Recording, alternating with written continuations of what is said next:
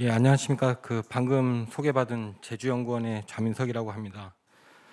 제가 오늘 발표할 내용은 후쿠시마 방사능 오염수 방류와 제주도의 대응 방안인데요. 제가 오늘 이 자리에서 발표할 내용은 지금 제주도에서 일본 후쿠시마 방사능 오염수 방류에 따른 피해 조사 및 세부 대응 계획 수립 연구를 지금 제주도에서 실시를 하고 있습니다. 그래서 오늘 발표할 내용은 제가 그저께 중간 보고를 했었는데요. 그 내용은 오늘 발표 드리는 것이고, 지금 오늘 제가 발표 드리는 내용이 최종은 아니다라는 말씀을 미리 드리도록 하겠습니다. 발표는 보시는 바와 같이 1장부터 4장까지로 구성되어 있습니다. 먼저 개요입니다. 아까 말씀드렸다시피 제주도에서 지금 후쿠시마 관련 용역을 수립을 하고 있는데요. 2021년 4월 13일 날 일본 정부에서 방사능 오염수 방류를 발표를 하였고, 방사능 오염수가 방류됐을 경우에는 제주 연안으로 가장 먼저 유입될 수 있다는 우려 때문에 이 연구 용역을 실시를 하였습니다. 다음 공간적 범위로는 제주도 전 주변 해역을 대상으로 했고요. 적용 연도는 2023년 1월부터 제주도에서 추진할 수 있는 방안들을 대상으로 이제 실시를 했다고 말씀드리도록 하겠습니다.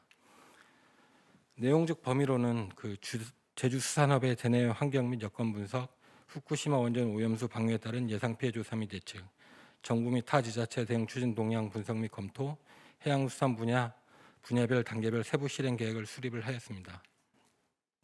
계획 수립 체계는 보시는 바와 같이 1단계부터 5단계까지 이렇게 구성을 하여 연구를 진행하였습니다. 다음은 후쿠시마 원전 오염수 방류에 따른 예상 피해 조사 및 예측에 대해서 말씀드리도록 하겠습니다. 본 장에서는 1번부터 3번까지로 구성을 하였고요. 먼저 원전 오염수가 해양 생물 및 해양 생태계에 미치는 영향은 보시는 바와 같이 뉴욕의 한 소장님이 해양 동물에 악영향을 미칠 수 있다는 의견을 피력을 하였고, 해양 생물에 축적되면 다음 세대의 돌연 변이가 출현할 수 있다, 이렇게 제시를 하였습니다. 그리고 다음으로는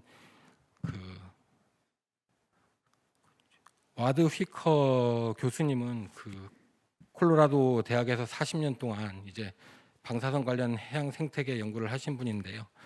해양 생물의 방사능 오염수가 해양 생물의 사망률과 번식 능력 감소는 방사능 물질 농도에 의해 결정된다고 말씀하신 바 있습니다.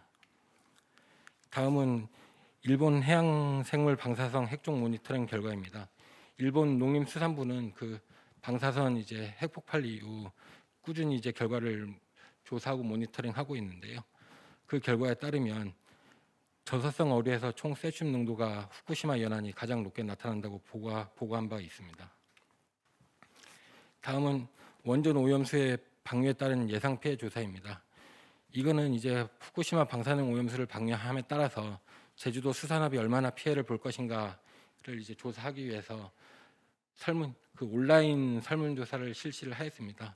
조사 대상은 전국 1,000명을 대상으로 하였고요. 조사 기간은 2022년 4월 29일부터 5월까지 실시를 하였습니다. 조사 항목은 표에 보시는 바와 같습니다. 조사 결과입니다. 후쿠시마 원전 오염수 방류에 대한 지식은 95.7% 응답자가 인지하는 것으로 나타났습니다. 그리고 원전 오염수 방류에 대한 생각으로는 92.3%가 심각하다고 나타났습니다. 다음은 후쿠시마 원전 오염수가 제주 수산업에 미치는 영향으로는 응답자의 78.4%가 제주에 대한 영향이 더 심각할 것이라 이렇게 응답을 하였습니다.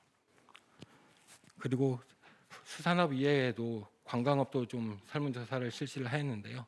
후쿠시마 원전 오염수 방류가 제주 관광업에 미치는 영향 역시 응답자의 66.4%가 제주가 더 영향이 클 것이다, 이렇게 응답을 하였습니다.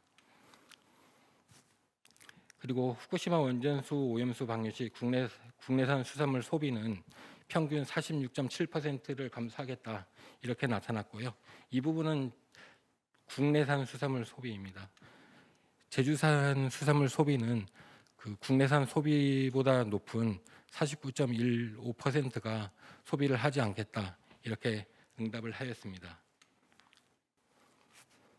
그리고 후쿠시마 원전 오염수 방류 시 국내 관광 역시 평균 25.49%를 여행 지출을 감소할 것이라 이렇게 응답을 하였고요. 제주 관광 소비는 평균 29.04% 여행 지출을 감소하겠다 이렇게 응답을 하였습니다. 다음은 원전수 유입 예측입니다. 아직까지 우리나라에서 그 정확한 원전수 오염이 유입이 예측되고 있지 않기 때문에 저희 연구원에서도 좀 힘든 점이 있었습니다. 그래서 도와 의논하여 과거에 이제 우리나라 정부나 해외에서 이제 분석한 자료를 근거로 해서 이제 분석을 해 보겠다 해서 이 분야를 이제 실시를 하였습니다. 방사능 오염수 관련해서 그 유입 예측은 대부분 해양 수치 모델을 활용한 시뮬레이션을 수행을 하고 있습니다. 이 해양 수치 모델을 활용한 시뮬레이션은 매우 중요한 보조 수단으로서도 활용이 되고 있고 세계 유수의 연구 기관에서도 활용 빈도가 높은 편임을 말씀드리도록 하겠습니다. 다음은 연구 결과입니다. 2015년 국립해양조사원의 이제 연구 결과를 보면 그 약 4년에서 5년 후에 오염수가 서쪽으로 이동하여 쿠로시오 해역까지 유입되는 것으로 판단을 하였고요. 한국해양과학기술원 역시 그 한반도 인근 해역에 도달하기까지는 약 2, 3년 가량으로 다소 빠를 것으로 예상할 수 있으나 검출량은 미비할 것이다 이렇게 예측을 하였습니다. 그리고 다음은 국외입니다. 독일 헬름홀트 해양연구소에서는 그 북태평양 서부 해역의 오염물질 농도는 최초 유출 이후 약 6에서 9년이 지나서야 최대 농도치에서 감소할 것이다 이렇게 전망을 한 바 있습니다. 다음은 이제 일본 원자력 연구 개발 기구인데요. 일본 원자력 연구 개발 기구 역시 그 2년이 지난 시점까지 한반도 주변에서 약 10의 마이너스 2생 베크럴 이하로 나타나서 그 최소 5년 이상은 소요가 될 것으로 이렇게 판단이 되고 있습니다. 그리고 미국 우주홀 해양연구소 역시 동일본 해역의 쿠로시오 해류가 동쪽으로 흐르면서 오염수의 주요 확산 양상이 해류를 따라 동쪽으로 향하게 되며 적도 방향의 남쪽 해역에서는 상대적으로 농도가 낮게 유지된다고 제시를 한 바 있습니다. 그리고 이 부분은 이제 미국 우주홀 해양연구소가 2015년 현장 조사를 한 결과인데요. 일본 동부 해역에서 강한 쿠로시오 해류에 의하여 초기 유출된 오염물질이 빠르게 희석되고 있음을 제시하였고 유출 이후 2년까지는 오염수가 북태평양 동부 해역까지 확산되지 않았음을 이제 전망을 한 바 있습니다. 그리고 가장 최근 이제 국의 중국 칭화대학교에서 이제 발표를 하였습니다. 중국 칭화대학교에서는 오염수 유출 이후 2,400일이 지나면 방사성 물질이 인도양에서도 탐지되며 3,600일 이후에는 태평양 전역으로 퍼지는 것으로 이제 전망을 한 바 있습니다. 결론입니다. 그 일본에서 만약에 방사능 오염수를 방류할 경우에 최소 3년이 지나야 태평양 반대의 미국 서부 해역에 도달할 것으로 판단이 되고요. 우리나라에서 검출 가능한 농도로 이제 유입이 되기 위해서는 5년 정도의 시간이 필요할 것이다. 이렇게 결론을 내렸습니다. 다음은 정부 및 타 지자체 대응 추진 동향 및 분석입니다. 일본에는 동서 지역으로 이렇게 원자력 발전소가 분포하고 있습니다. 그리고 일본에서도 이제 그 후쿠시마 현의 어민들은 강력히 반발을 하고 있고 시민 단체에서도 이제 도쿄 전력에 방류를 하지 말아라 이렇게 그 요청서를 제공한 바도 있습니다. 그리고 연구 동향을 살펴보면 도쿄 전력은 이제 방사능 오염수를 방류를 하기 위해서 그 방사능 안전성을 확보하기 위해 어류양식을 실시하겠다 그렇게 발표를 하였고 어류양식을 실시한 후 어류체내의 방사성 물질 농도, 생존율, 부하율 등을 조사하겠다 이렇게 제시를 한 바 있습니다. 다음은 중국입니다. 중국 같은 경우에도 중국의 동쪽 연안에 약 71개의 방사성 관련 원자력 발전소가 지금 건설 중이거나 세워져 있는 상황입니다. 중국은 주로 그 외교부를 통해 엄격한 입장을 취하고 있는 실정입니다. 그리고 영구 동향을 살펴보면 그 해류를 따라서 이제 유입될 수도 있고, 그리고 해양 생물을 통해 해양 생물이 이동하기 때문에 그 이동하는 해양 생물이 우리나라 연안으로 유입될 수도 있다고 이렇게 제시를 하고 있습니다. 다음은 기타인데요.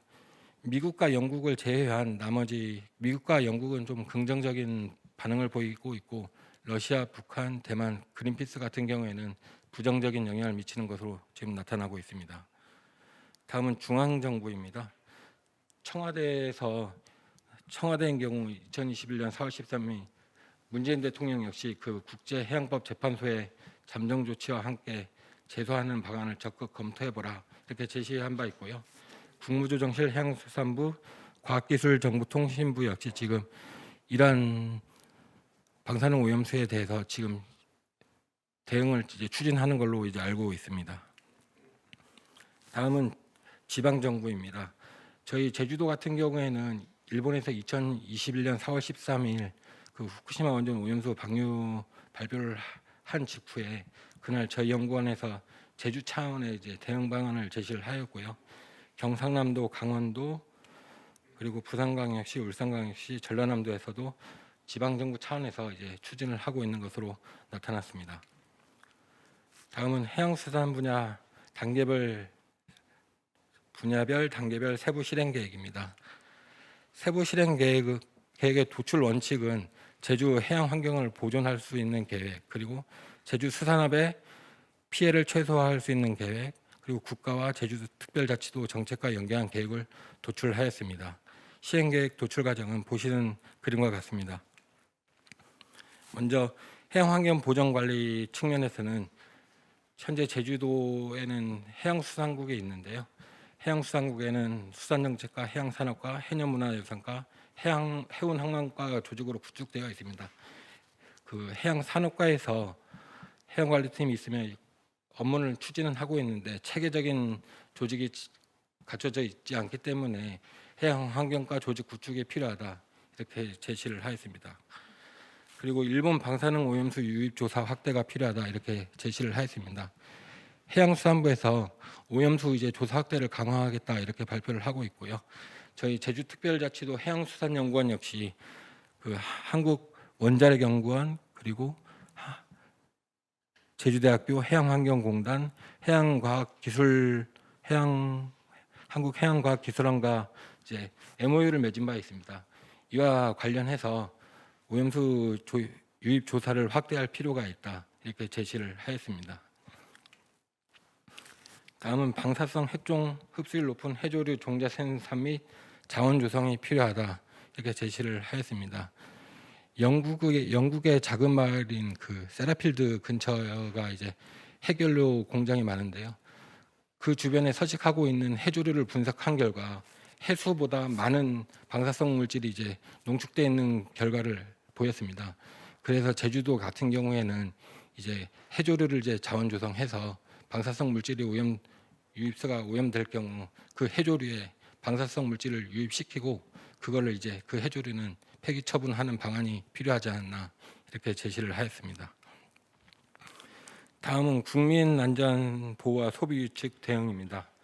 먼저 이 부분은 이제 모든 수산물은 위판장을 통해서 위판이 됩니다. 하지만 이제 1963년에는 그렇게 했었는데 1997년 이후에는 의무 상장 제도가 폐지가 되었습니다.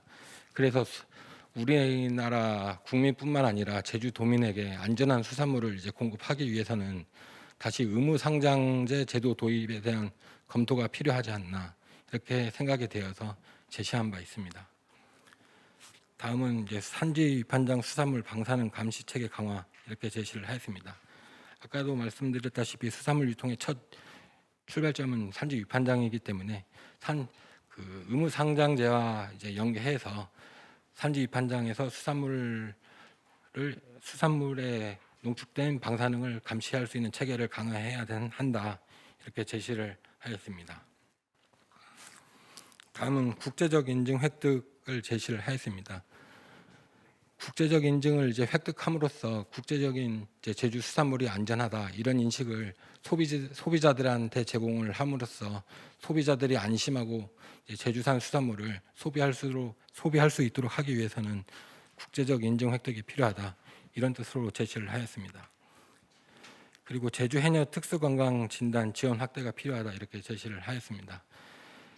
그 제주 해녀 같은 경우에는 이제 바닷속에서 물질을 하기 때문에 그 방사능 오염수가 유입될 경우 직접적으로 피해를 볼 수 있습니다. 그래서 이러한 해녀분들의 건강과 안전을 책임하기 위해서는 해녀들을 대상으로 특수관광 진단 지원 확대가 필요하다 이렇게 제시를 하였습니다.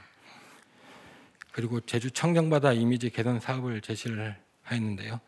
과거 태안에 이제 유류 사고가 났을 경우에는 에도 다양한 이미지 개선 사업을 통해서 태안에서도 역시 그 개선 사업을 통해서 관광객도 많이 찾아오고 더욱더 이제 활성화가 되었기 때문에 제주 청정바다 이미지 개선 사업이 필요하다 이렇게 제시를 한 바 있습니다. 다음은 제주 수산업 경제 활성화 분야입니다. 제주 어촌어업인 현장 체감형 경제 활성화 지원이 필요하다 이렇게 제시를 하였는데요. 만약에 정말 일본 방사능 오염수가 제주로 유입됐을 경우에는 정부에서 이제 특별재난구역으로 선포를 하든 그리고 그럼으로써 이제 제주 지역 어선업인이나 이제 수산업 경영인들에게 재난지원금을 지원할 필요가 있다 이렇게 생각이 되어서 이 부분을 지원을 하였습니다. 그리고 ICT 기반 스마트 양식 시스템 구축이 필요하다 제시를 하였습니다. 현재 제주도는 유수식 방법으로 양식이 이루어지고 있는데 그 순환 여과식 양식 시스템으로 전환한 후 안전한 수산물을 이제 양식 생산할 필요가 있다 그런 생각이 되어서 스마트 양식 시스템 구축이 필요하다 이렇게 제시를 하였습니다.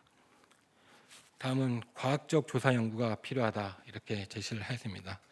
제주대학교에는 해양과학도 있고 그리고 원자력 과학기술 연구소도 있는 것으로 이제 제가 이번에 분석을 하였습니다. 그래서 이제 제주도 같은 경우에는 해양과학대학과 원자력 과학기술연구원이 공동으로 연구를 추진하면 다른 지자체에 비해서 더욱 효과적으로 이제 조사를 할 수 있다. 그리고 과학적으로 연구가 가능할 것이라 판단되어 이 분야를 제시를 하였습니다. 다음은 해양 환경 변화 모니터링 체계 구축이 필요하다 이렇게 제시를 하였습니다. 저희가 당초에 아까 처음에 말씀드렸던 그 오염수 유입을 예측을 하기 위해서 제주대학교 교수님과 얘기를 해봤는데 그 오염수 유입을 예측을 하려면 이제 시스템도 개발을 해야 되고 막대한 예산이 투입이 됩니다. 그리고 일본에서 정확한 정보를 제공해야만 그러한 시뮬레이션을 돌릴 수 있기 때문에 제주대에서도 이제 제주대학교와 연계하여 이제 해양 시뮬레이션을 이제 돌려볼 필요가 있지 않나 이렇게 생각이 되어서 해양 환경 변화 모니터링 체계 구축을 제시를 하였고 그러한 모니터링 체계 구축을 통해서 제주특별자치도 해양수산연구원에서 지속적으로 관리하고 홍보하고 이러한 필요가 있다 해서 이 해양 환경 변화 모니터링 체계 구축을 제시를 하였습니다. 이상으로 저희 발표는 마치도록 하겠습니다.